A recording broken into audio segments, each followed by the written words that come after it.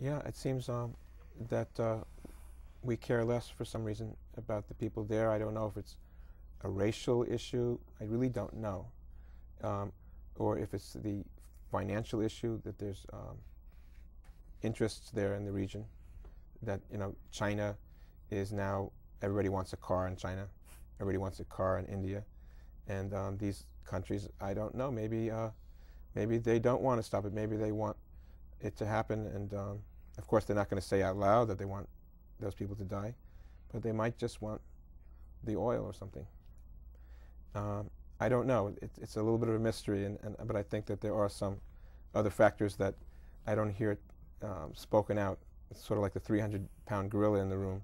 You know, could it have something to do with oil? What do you think, Patrice? Well, I think that right now our resources are spread rather thin. Since we are currently at war in Iraq, people might feel that we don't have the resources to send our troops elsewhere. Basically, there should be a UN force that should be, you know, given, what's the word? Just that have the resources to go in and help. And I know that there is a African Union that's supposed to be on, but they don't have enough forces to actually do anything. So what I would see that should happen is maybe if we could withdraw our troops out of Iraq, put more support locally and globally, you know, from the UN and from the United States and from other countries into the UN peacekeeping force in Darfur, we might be able to have more of an impact. I hear what you're saying.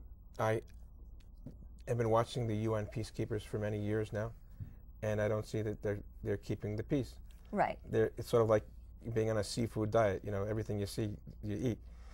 You know, so they're watching, and they're watching, and they're watching, and so what? They're watching. Now we need them to stop something. Action. We don't need people just to watch. We need somebody to stop it. You know, they put in the UN peacekeeping forces in, you know, many places in the world, even in Lebanon today, and they're watching Hezbollah get rearmed again with the rockets. What good is that? I mean, I just I want to see it get done. So that's maybe I'm being a little strident.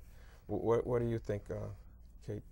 I think that the main way to help people make a difference in Darfur and help save Darfur is just to start with spreading the awareness. Like, the more awareness we spread, the more people obviously that know about it, the more people you reach that are interested in making a difference. And I feel like the rally that was held and the rallies that have been held get such great numbers of people that especially New York City and Washington, D.C., people in the government really look at that and say, oh, maybe we should look into that and do something about it. Okay. I think if everybody watching this show would, at this moment, that means you, pick up the phone, you know who your senator is, and you know who your congressman is.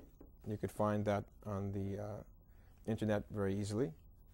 And pick up the phone and just call them and tell them what you think. You know, I think that it's ridiculous that people are dying in the Sudan. We have to do something about it. Now, I had mentioned about a NATO force, you know, not just the United States, because it's not just an American problem. I mean, it's a problem that all people should be concerned about.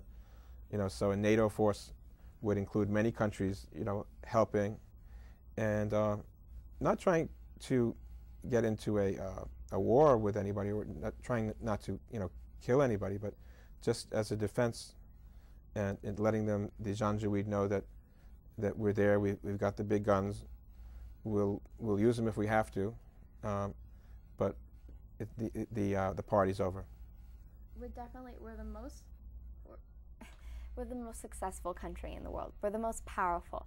If we don't do something, I feel like there won't be many attempts. So if we just start something, you'll definitely find your followers. And if people believe in this cause enough, you'll definitely be able to get a lot of people to really try and help us. And we can end this quickly, and we can end this peacefully. But just the starting thing, like trying to get off, it's the worst. I agree with you that if the Americans lead the effort, we could probably get the British, you probably get the, Spain, the French, because who doesn't agree with this? Yeah. Keeping the peace, you can't find something. It's a no-brainer. I mean, Iraq is complicated, half the country is for it, half the country is against it. Actually, most people are against it now. But it's complicated. But is this complicated? Yeah. No. Stopping a genocide, we should all get on the bandwagon. So I like that idea. I'm a little apathetic about the UN, I confess, because I've just been watching the UN. I think the UN needs to be reformed. And when they have peacekeepers, they have to be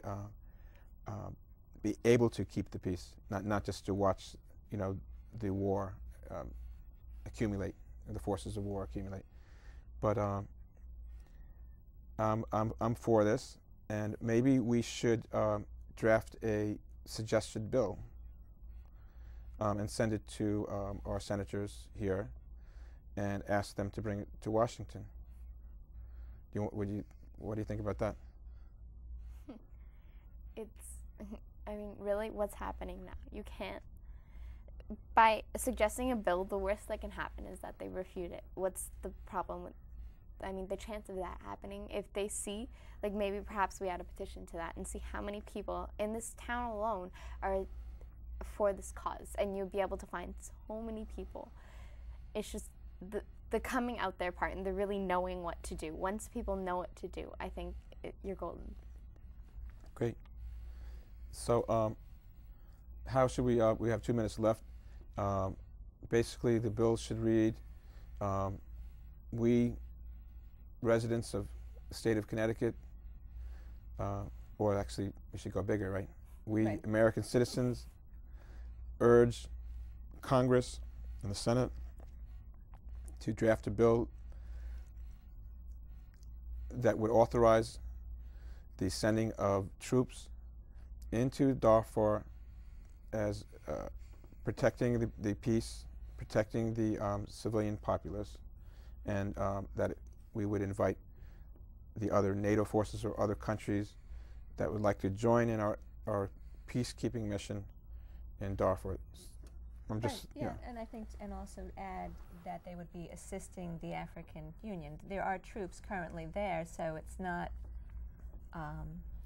it's not a new thing. It's just that we want to put some actual or emphasis behind what's currently in place. And that the African Union troops should be empowered to should have the green light, because I think that was a problem with they weren't given the full jurisdiction, rules of engagement to show that they're going to really protect the people.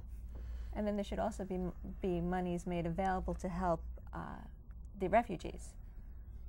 Right. That's the other part of the equation. How many refugees are there? I think about 2 million people. About 2 million people.